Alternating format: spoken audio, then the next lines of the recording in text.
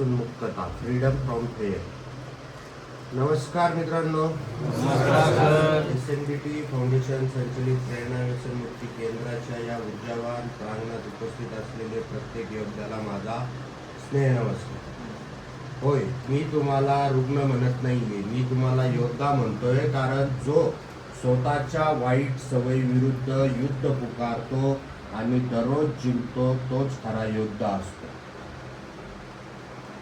डर मुझे भी लगा फासला देखकर, पर मैं बढ़ता गया रास्ता देखकर. खुद ब खुद मेरे नजदीक आती गई मेरी मंजिल मेरा हौसला देखकर. मित्रांनो, आजचा आपला विषय आहे भीतीपासून मुक्तता. 12 पायऱ्या आणि 12 रूढी या पुस्तकातील पान क्रमांक 122 वर एक फार मोठं सत्य दडलेलं आहे.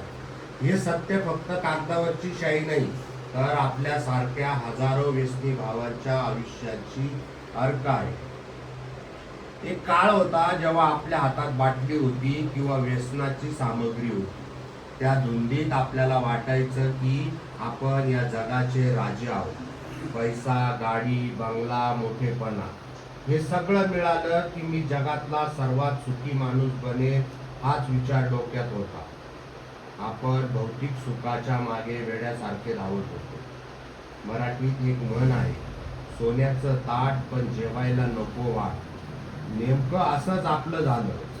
आपण पैसा कमावला, वस्तू गोळा केल्या, पण जेव्हा नशा उतरायची तेव्हा आतून एक भयंकर पोकळी जाणवायची. एक भयानक दिवाळखोरी जाणवायचं. खिशात कदाचित पैसे असतील, पण मन पूर्णपणे भिकारी झालो. कारण आपण स्वतःच्याच आत्म्याला गहाण ठेवून हे सुख विकत घेण्याचा प्रयत्न करत होतो. मग प्रश्न असा पडतो की आपण इतकी नशा का करत होतो? कारण एकच होतं, भीती. उद्याची भीती, लोक काय म्हणतील याची भीती, भूतकाळातील चुका उघडकीस येण्याची भीती, आणि सगळ्यात मोठी भीती म्हणजे वास्तवाला सामोरे जाण्याची भीती. आजचा विचार काय सांगतो? गरजांपासून मुक्ती मिळवण्यापेक्षा भीतीपासून मुक्ती मिळवणे अधिक महत्वाचे आहे. हिंदीत एक म्हण आहे, जो डर गया समजो मर गया. पण मी म्हणतो, जो घाबरला तो व्यसनात अडकला. तुम्ही किती करोडपती असा, पण जर तुमच्या मनात भीती असेल तर मखमलीच्या गादीवरही तुम्हाला झोप लागणार नाही. आणि जर तुम्ही भीतीपासून मुक्त असाल तर फुटपाथवरही तुम्हाला राजासारखी झोप लागेल. एकदा एका राजाने एका संताला विचारले, महाराज, माझ्याकडे अफाट संपत्ती आहे, तरी मी दुःखी का आहे? संताने हसून उत्तर दिले, राजन, तुमच्याकडे संपत्ती आहे, पण ती टिकवण्याची आणि हरवण्याची भीती तुझ्या छातड्यावर बसली आहे. ज्या दिवशी तू ही संपत्ती आणि तुझा अहंकार ईश्वराच्या चरणी अर्पण करशील, त्या दिवशी तुझी भीती संपेल. मित्रांनो, जेव्हा आपण जो ओपन जर्नी फेलोशिप मध्ये आलो तेव्हा आपली अवस्था त्या राजासारखीच होती. आपल्याकडे खोटा अहंकार होता, पण आतून आपण थरथर कापत होतो.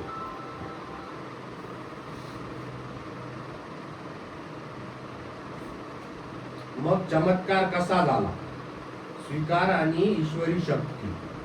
जादू कशी झाली? जादू झाली स्वीकारातून, ऍक्सेप्टन्स. जेव्हा आपण आपली हार मानली, जेव्हा आपण आरशासमोर उभे राहून स्वतःला सांगितलं, होय, माझं आयुष्य माझ्या हाताबाहेर गेलं आहे, मी व्यसनासमोर हरलो आहे.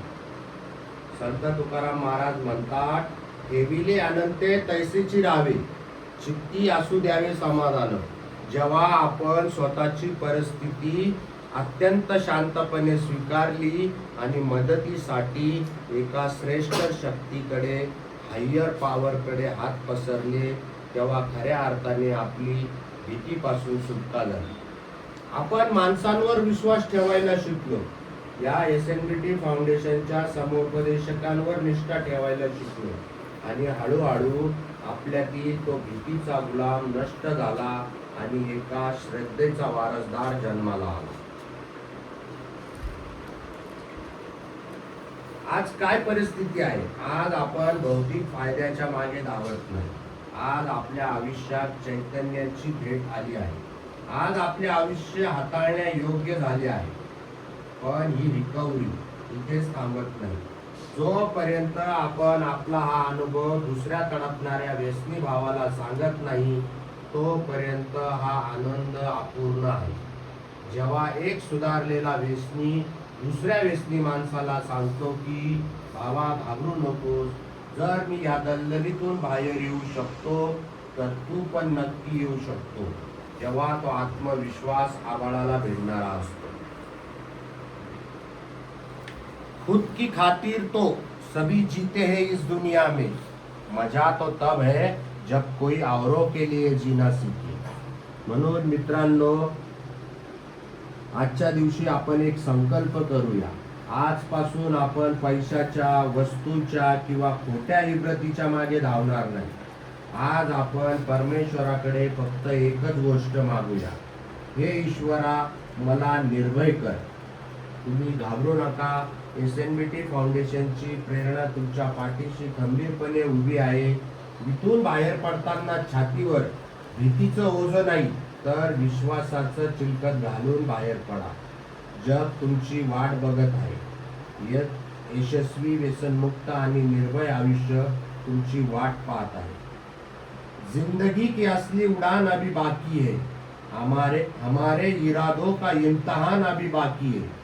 अभी तो नापी है मुट्ठी भर जमीन हमने, आगे सारा आसमान बाकी है. धन्यवाद. थांबूया इथे. ईश्वराची प्रार्थना.